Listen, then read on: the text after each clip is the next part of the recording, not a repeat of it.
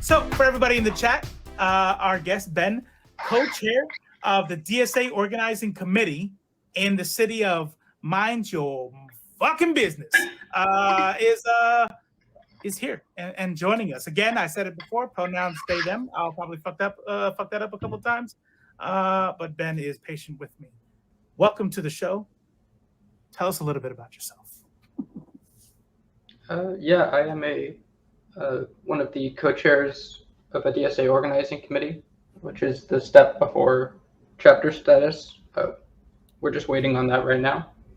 But it's been about 2 years. So I do a lot of local organizing, not a lot of stuff online, hence why, I don't like to share a lot of personal details, but I do a lot of work in the city that I live in. And I'm also on a number of national committees. So, yeah, that's dope. I remember you and I were talking a bit about it, and when you were telling me about what you did, I was expecting like one or two things, and then I do this, and then I got this other project here. But you were like, well, I got this and that and this. I'm like, so when we talk about like touching grass, as the kids say, like you're doing that. This is why we wanted to have you on. So what Dane and I want the show to be is a little bit different. I don't know for people in the chat. I mean, there's people who do like the drama. But then you get people like Lance from the Surfs that really talk about, some of the entertaining things. And also like, here's what's going on in Canada. Here's how you can help. Here's some stuff. And I have a lot of respect for that. Dane and I wanted something like that. So we took the opportunity to ask Ben on and see what they could tell us. Because I think one of the things, and correct me if I'm wrong, Dane, is like we all know that most of what we need to do to make a difference is going to happen offline, right? Would you agree? Yeah, I think most of what we do happens offline. Yeah. That's unfortunate for people like me who are terminally online, but well, there are things that can be done online, and I'm sure that Ben would agree that. Like, I mean, there's people like myself who are disabled. Especially during the times of the pandemic. That's one thing that, I hope we can talk about is like ways that we can kind of navigate around the current limits on face-to-face organizing that still might be effective. So, yeah. I guess to clarify, when I say offline, there is a difference between what I would call like online organizing and engaging on social media, right? And so a lot of my organizing, anything I do for a national committee would be online, right? But it's not engaging on Twitter or these kinds of things. Not to say that that doesn't have value. That has value and that has a place. But everybody here can't do that. And if we all did, it wouldn't make a difference, right? You can have like a couple people who do that, but there's a lot of organizing that also just takes place within Discords, Slacks, drafting statements, reaching out to people who aren't in your community and trying to build that solidarity with people who are around the world, in your state, in your country, whatever that context is. So even if you can't leave your home, there's still organizing that you can do. I guess I would just say, there's a difference between like organizing and engaging with social media. Okay. Sure. All right. I'm pretty good in the second one, but okay. Yeah, that works. Yeah. So like, it seems like the small leftist movement that's actually gotten, it's kind of grown considerably in the last several years, but it's still relatively small in the U.S. It mostly, I mean, I feel like a lot of people feel like it's mostly online, and I feel like there's probably a little bit of confusion for some people on like how to even get started. Outside of like you're saying social media spaces. Like where would someone go who's looking for just kind of get their dip their toes in the water of like, how can I start to actually do some useful organizing instead of just like social media antagonism or whatever? Yeah. So I'm biased here. First off, I would like to clarify, I don't speak for DSA nationally. I don't think I'm going to speak on behalf of my DSA organizing committee, so my opinions are my own. Sure. I think DSA is a good place to start. What you can do is you can go to the DSA website, and they have find a chapter. And so you can go find a chapter or organizing committee that's near you. And you might have one. We have chapters in all 50 states. If you don't have one, you can then go start the process of creating one. And that's not as hard as it sounds. You only need 15 people if you're in an urban area. And if you're in a rural area, you only need 10 people. It's really easy. So just you use the zip code lookup tool on the website to see if you live in an eligible zip code. You just submit a really quick form. You could do this all in about a day. And you'll have a little call. You'll talk to a field organizer, and DSA has field organizers in a bunch of different areas around the country, and they help you with the process. And so you don't really need to know anything. When I founded our DSA organizing committee, I was just coming off of the Bernie campaign, going door to door, and when the Bernie campaign ended, we didn't want to lose that energy, so we just decided, let's keep going, let's keep talking to people, and 3 people, to start, right? And it turned out that in our city, which only has about 140,000 people, there were already over 50 DSA dues-paying members. We just didn't know that we existed. There's probably already people in your area, maybe even enough to get proper meetings and stuff going. That's one way to do it. Cool. There's other ways. Yeah. So as far as you kind of spoke to this, is if there's no chapter that you could start a committee? Is that right? Yeah. The first one's an interim steering committee. Okay. Oh, okay. So you have to levels to it based off of. Yeah. And if you're at a university, YDSA. If you're at a university or high school, you can do YDSA, which is the youth section. Right on. Awesome. So you talked a little bit about starting one, and if you're in a place that maybe doesn't have, or you think doesn't have a lot, there's some tools to it. But give everyone the elevator pitch on DSA. Okay, so but why would we start one? What are some of the things that the DSA does? And if you want to talk about any other organizations. Yeah, so that's a good 2-part question. So DSA is the largest socialist organization in the country, and that comes with a lot of advantages. If you're coming from the online space, there's definitely a lot of factionalism. It's a part of being in left politics, but being where the people are is important. And so what I will first say is that every DSA group is different. One of the nice things about it is it's an incredibly democratic organization. And so each location, each organizing committee chapter is going to be very unique and have its own culture, have its own politics. So DSA does a number of things. We run candidates. You've probably heard of some of our candidates. We have everybody from AOC to the local people, and that's the people I really like, all the people running locally. So we fight for universal health care, fight for climate justice, we work on international issues, we do a lot of labor, we help a lot with organized labor. Something that all the southern chapters are doing next week is we're having a fundraiser for the Warrior Met coal miners who've been on strike for over 300 days. It's the longest strike in Alabama history, and they're really struggling. So, we're trying to raise awareness and raise money for them. So there's a lot of stuff that we can do, but one of the coolest things is that if there's a problem, in every intake call, we ask you, what's one thing you want to change about where you live, right? Because you can come into the group, and if you can get 3 or 4 people who want to go tackle something, you can go off and do it, right? I mean, the group has to approve on it, right? But if you want to change something, you can be that change. And that's something that's really powerful.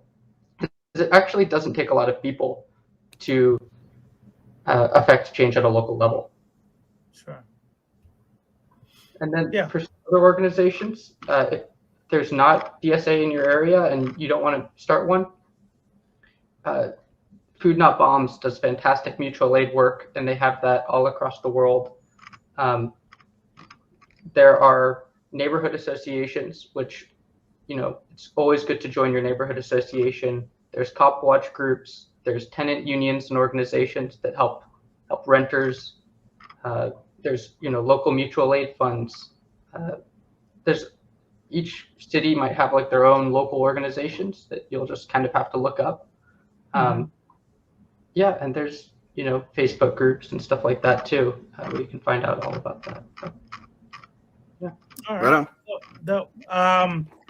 Before we get into the next question, I kind of have a question that just popped into my brain. Disclaimer: I am a dues-paying DSA member. I support, right? But I have a hard question for you, just because I have seen a particular video that has been spread around a lot, and even people among the left,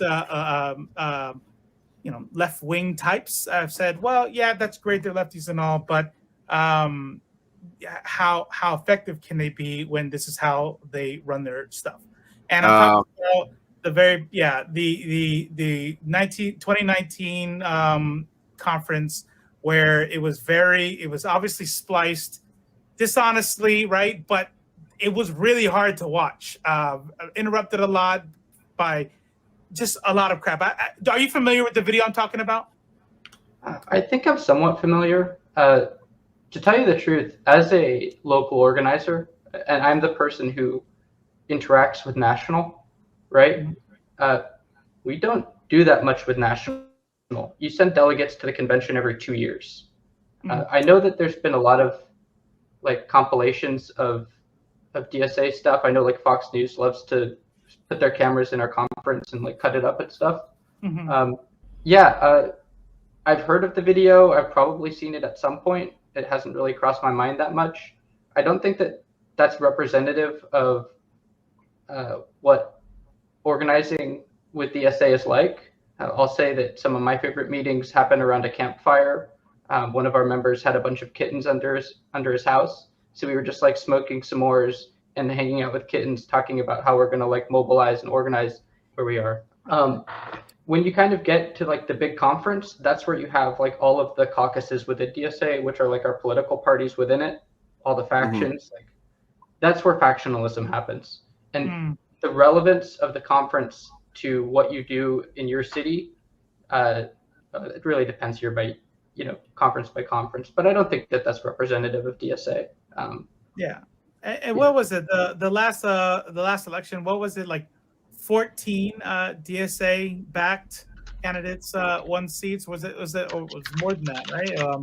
It was something along those lines. And you see the headlines the AOC makes and stuff like that. Basically, I wanted you to to give you an opportunity to say that if you're kind of new to this sort of deal and you see videos like that, that might be disheartening and go, you know what? Yeah, I'm a lefty, but that's embarrassing and I don't want to be a part of that. I just wanted to bring it up to go. That's definitely, if you look at the things that the DSA has done around the country and the seats that we won in 2020, it's that it is not representative of what happened. It's looking the last election we got 68%. We had a 68% win rate, and we had 37 nationally endorsed candidates and 5 ballot initiatives. Hell yeah! So, and that wasn't for a major election, I don't think. We do very well, and that's nationally endorsed. That doesn't include all the local candidates. So, all right. So shifting gears a little bit, we talked a little bit about the difference between online organizing and social media, et cetera, et cetera. I think one of the biggest problems. So just for clarity, when I say online from here on out, I'm talking about the Twitterverse. I'm talking about like social media, right? So I think the biggest problem, one of the problems with online expressing views and thinking that you can have any sort of discourse out there, is that people don't talk to each other in real life. online, like they would in real life, right? There's a reason why they call them keyboard warriors or whatever, right? People get really mouthy when you wouldn't really do that in real life because nobody actually likes being punched in the face. Like fighting sucks. So it's like people are usually, even without that threat, more cordial as human beings, right? So what we do online is we create this like you said, the factionism, but I think it's even more, this very solid, opaque echo chambers that we create with ourselves. But in real life organizing, you have to work with people who we might, the liberals, conservatives, centrists, like how does that work for you? So obviously that online mentality is not compatible with real world organizing and activism. Yeah, you can't just like go with you can't go into like your I guess local town hall and just start yelling at everybody for being a liberal, right? Yeah, shit lib, Right. Yeah. Well, there is factionalism on grounds. And I think anywhere where you have stakes and things are complicated, it's not clear what the right, it's tough because people's lives are at stake, right? And with stakes come people get hurt, right? When you're really doing organizing, people get hurt. And that's bad. So there is going to be factionalism, and there's a reason that there's a lot of different organizations. But I think the difference is that when we're on social media, our differences and our arguments are exacerbated by an algorithm that profits off of our factionalism, right? And when you're just trying to work towards a goal, obviously you can go too far with like working with people, right? Like I'm not going to go work with fascists because they say that they support universal health care, because that endangers people I work with. That's a bad idea. We shouldn't be doing that. But, if I'm, going door to door talking about ending cash bail, and I'm talking to somebody who calls themselves a conservative, and all I need for them to do is to call their city council member, which this is something I did, and get them to say, I want to end cash bail or reduce it, because we can't do that in Georgia. Love our state legislature. I'm going to talk about how it's a burden on the taxpayer, how it's unconstitutional, and use all of these phrases because I just want them to go make that call. I'm not inviting them into my home. I'm not inviting them to our meeting. I want them to make a call. There's a certain level of practicality. And, sometimes you're going to find people who, liberals who have a technocratic solution to something and you happen to agree with that solution, you work with them on that, right?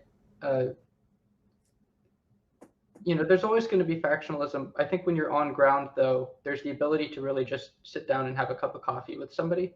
And that really helps. And there's also a social aspect. There's a lot less there's always going to be toxic spaces, but I found that at least in our organization, sometimes we just want to hang out, and that's not always the most productive thing, but for a lot of people it's a place that they can come and take refuge or get away from what they need, or somebody had some horrible thing happen to them and we can go and support them. It's a very different dynamic. It's kind of like being neighbors with somebody, right? If you want to go borrow some sugar, right? We're just kind of trying to build that up to a larger scale. Yeah, I like how you talked about it. I mean, there obviously is a line. It's like, oh yeah, here's this fascist white nationalist group that wants to build unions, so I'm gonna join hand in hand. Yeah, I mean, clearly there's a limit, but I think that limit is obviously taken to its extreme in online spaces, and it's not effective in the real world.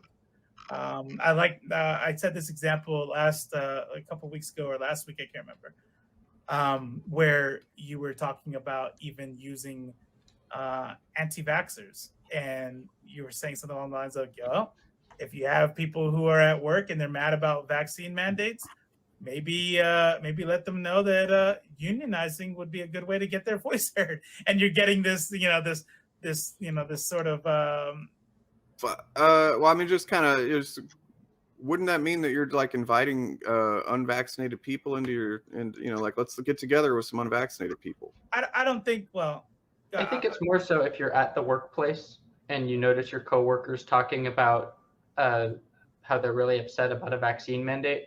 Okay. You can shift that to, wouldn't it be great if us workers could have like a voice against our bosses? And in Fair. Reality, it's the federal government that should be the one that's doing this. It shouldn't be on the business. True. So, I mean, I'm 100% support vaccine mandates. I support vaccine Santa coming down the chimney and getting people with a blow dart. Like whatever it takes at this point. There's too many people dying every day. But sure. It's kind of about like shifting that conversation. It's about like shifting the narrative to, this is about like, all of this bullshit. Instead, let's just really bring it back to, hey, wouldn't it be great if we also had a say about like pay? Wouldn't it be also great if we had a say about hours? And to tell you the truth, there is some legislation going around that would empower businesses to. There's a little bit about companies using the pandemic as an excuse for union busting and getting some legislation passed through, but I haven't read enough about it yet to really comment on it. Of course. We should just always be skeptical of expansions of corporate power. Sure, absolutely. Yeah. I mean, this is streaming though, so if you want to just talk out of your ass and not worry about if it's correct or not, it's fine. You can do that. No, I'm just kidding. Yeah, I have a lot of notes, so I'm trying to stick to what I have info on. Yeah, that's fair. Just so you know, though, like I trust, Ben, that you could talk out of your ass for a solid half hour and you'd still say more accurate things than most people who are streaming. So, but yeah. So, like, what can let's say you know a few people in your area, even outside of like necessarily working with the DSA. Let's say, like, what if 10 people just wanted to get together and make some kind of small but relevant change in their community? You know what I mean? Whether it's fixing potholes or for just an example, something like that is, is there any kind of just kind of general advice you could say about getting some people together with like limited to no organizing experience and how they might get together and start to solve problems? Yeah. Asking for help is really great. I will say I couldn't have done, we could not have done our DSA group without help, because we really didn't know a lot going in. Well, maybe that's not true. Maybe we would have figured it out. It could not be what it is today. But the advantage that DSA gave us was that it gave us a name, and it immediately when we started, we got like 15 people to show up to by meeting 3, right? Because of that name. So that really helped. But I think that if you just want to go and organize around something, keep your scope in mind. You're not doing the revolution with 15 people. You know what I mean? Let's identify something that will, create affect the material conditions of people around you. Identify a problem. Try to understand it. Do power mapping. If you Google power mapping, there's some great stuff will come up. There's really great resources. And that's just about identifying how your city works, where power lies. And a good example of a small thing that the Black Panthers did that is really inspirational. It was one of the things they did in the early days. If you go to Oakland, California, there's a crosswalk and there's a plaque by the crosswalk, and it says, this crosswalk courtesy of the Black Panthers. What they realized was that, and this wasn't some big realization, there was no crosswalk in this neighborhood, no crosswalks in this neighborhood. And so the police would harass Black people for jaywalking. and they get arrested. They get thrown up against the wall. Oakland police, still not great police. Yeah. But yeah, it was really bad, and the kids, they couldn't get to school safely. And so what they did is that they started walking kids across that crosswalk, and they did it armed, but they created that crosswalk until the city put it in. Right now, if your kid is now walking to school on a crosswalk instead of having to brave traffic, right? Like, that's powerful, right? Like, in our city, a lot of the Black neighborhoods don't have sidewalks. Like, what's that mean? Like, we got to think about, there's a lot of little changes that we can make. And once you kind of there's a lot of people who care. You just kind of have to get people into a room to talk about it, and then identify, like, you're going to mess up a bunch of times. It's a lot of trial and error. Don't expect to get it right the first time, but yeah, you can make these little changes, and it means a lot. An example I always give is that planting street trees reduce traffic fatalities. Having trees planted, and it cuts down utility bills by up to 16% because you have shade by your house. It's like, that's planting trees, right? That's a little thing. And look at a map. Where are the trees planted in your city? Who has street trees? Oh, right. What does that do for property value? If you're in a place with hurricanes, make sure that the trees, like, you can also look at, like, where they fall down and where they're not being examined to make sure they don't do that. But broadly, right, there's always these little nitpicks, and we should always be looking at those too. But I really like what you said, where I think a lot of people get their head wrapped around like these big sweeping changes that affect the world, right? If I've had this conversation more than once. I have very many open-minded.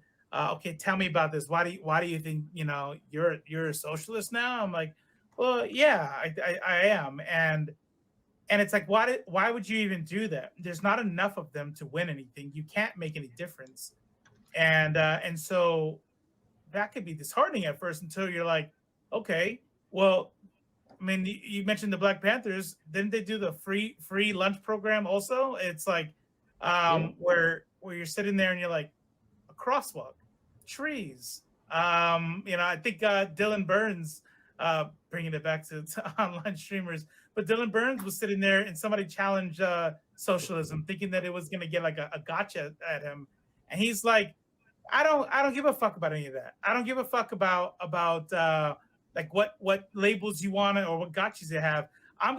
I sat there and I was yelling at my city council because they got $20,000 that went into our neighborhood, and people wanted to do certain things to it, and I was able to go door to door and make sure that the $20,000 went into a gymnasium at their local high school or something like that.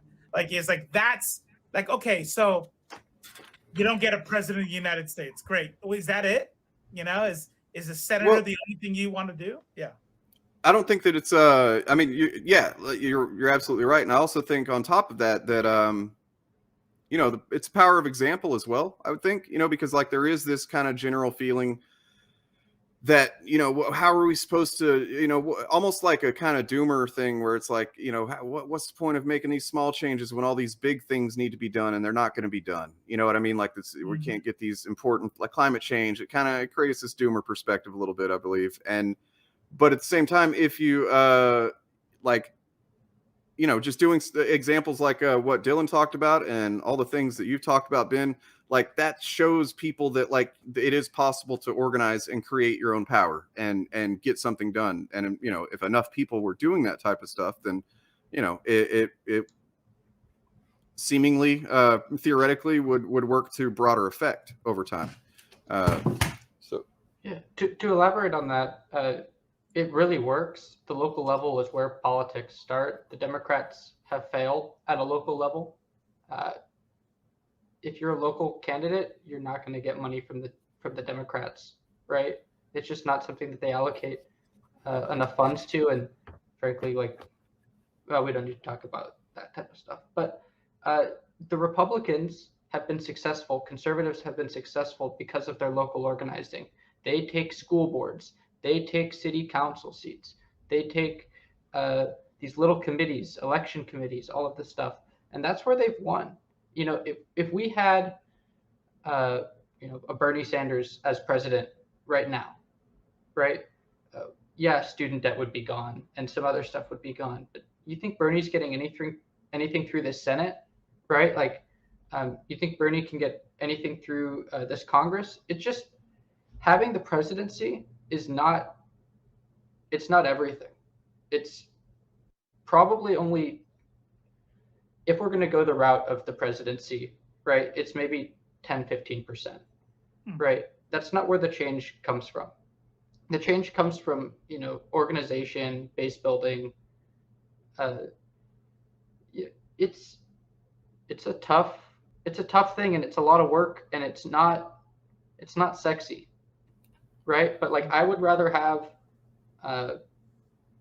somebody on city council than in Congress, in our case, because that city council seat is going to affect the people who live in our city more than Congress will.